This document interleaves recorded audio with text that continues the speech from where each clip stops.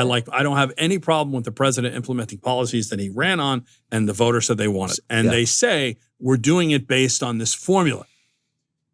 The morning they get announced, I actually get an email from the guy, the academic who wrote the formula that they based it on, and they completely botched it. Yeah. But so the joke here is the McDonald Islands. The Heard and McDonald Islands were included on the initial. How did they get on there?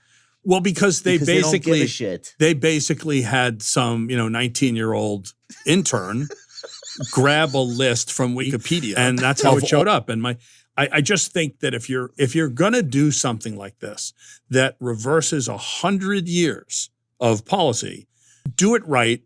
Find somebody that will substantiate what you're trying to do and do it responsibly. And I didn't think they were doing that. The market reaction to that was chaos. Yes. Because the rollout was chaos. Yeah. What do you expect? Right. Highest tariff rates, 50%, was imposed on the African nation of Lesotho, whose average citizen earns less than $5 a day.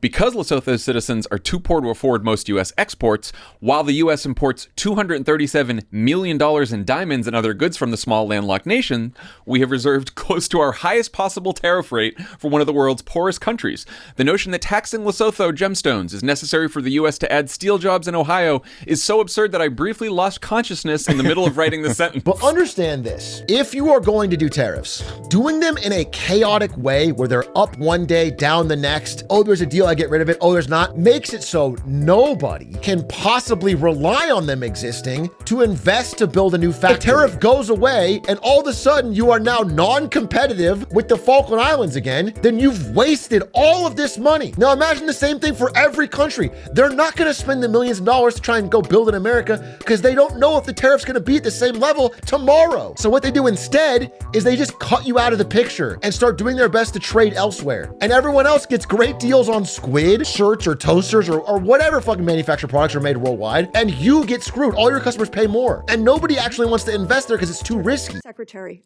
I believe you know better. I believe you recognize that a trade deficit is not something to fear. I believe you know that predictability, stability is essential for businesses. I wish you would show that truth to this administration. And I yield back. There's no uncertainty. If you build in America and you produce your product in America, there will be no tariff. We can't so produce the concept bananas in of America. building in America and paying no tariff We cannot, is very, very clear. We cannot Fighting build for imports bananas is in not the America.